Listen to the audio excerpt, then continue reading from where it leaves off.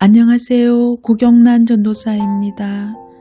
날마다 말씀과 함께 오늘의 본문은 레위기 9장에서 11장 말씀입니다.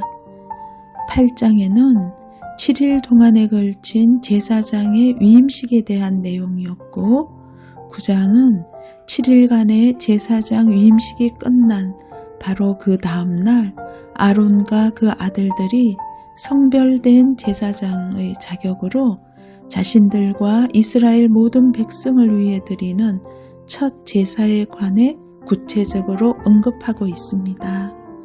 모세는 아론과 그의 아들들, 장로들을 불러다가 속죄제, 번제, 화목제, 소제를 드리라고 명령합니다. 각 제사는 제사장과 백성을 위한 속죄였지만 제사 의식 자체가 목적은 아니었습니다. 모세를 통해 하나님께서 자신의 영광을 나타내겠다고 거듭 선언하신 이유는 제사를 통해 하나님께서 자신의 백성과 만나기를 원하셨기 때문입니다. 이는 예수님의 기도에서도 드러나는 부분으로 제자들로 하여금 주님의 영광을 보게 하는 것이 가장 중요한 것이었음을 알 수 있습니다.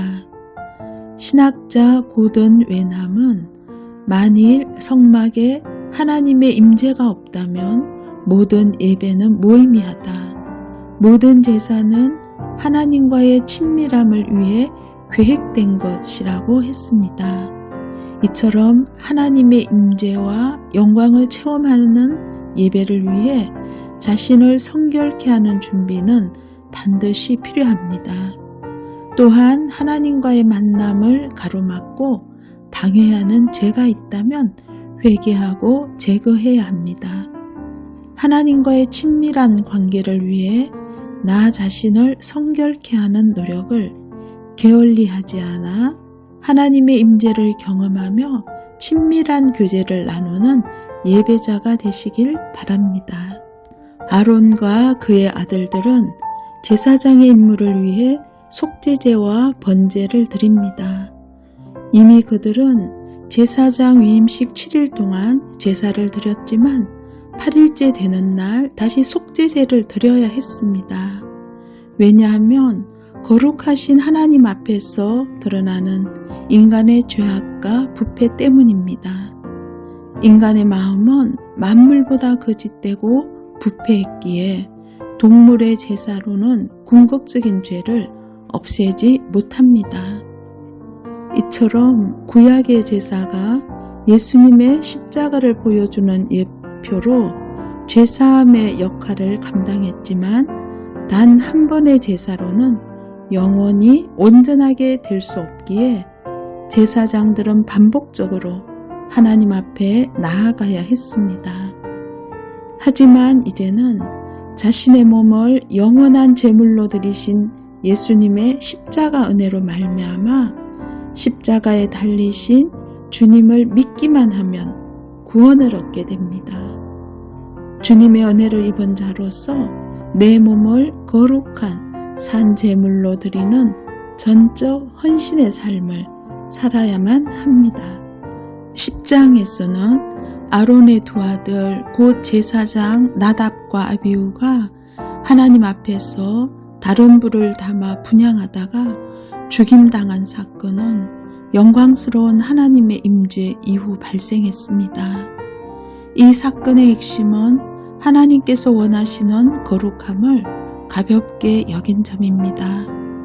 두 제사장의 죽음은 모두를 충격에 빠뜨렸는데 모세는 또 다른 죄로 이어지지 않도록 제사장들이 해야 할 행동들을 지시합니다.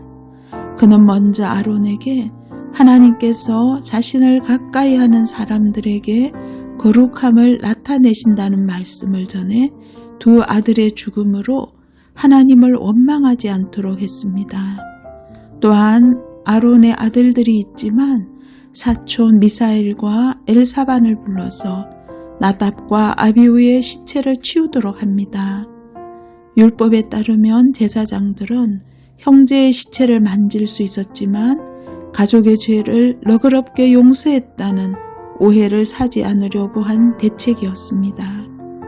이처럼 하나님 앞에서 거룩함을 지키려는 노력은 철저해야 합니다. 하나님께서는 지금도 변함없이 거룩하신 분이기에 하나님의 백성인 나 역시 하나님의 뜻을 중하게 여기며 거룩함을 지키기 위해 노력해야 합니다.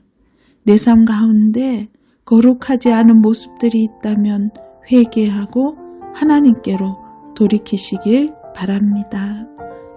또한 하나님께서는 이스라엘 백성에게 먹을 것에 관한 율법을 주셨습니다.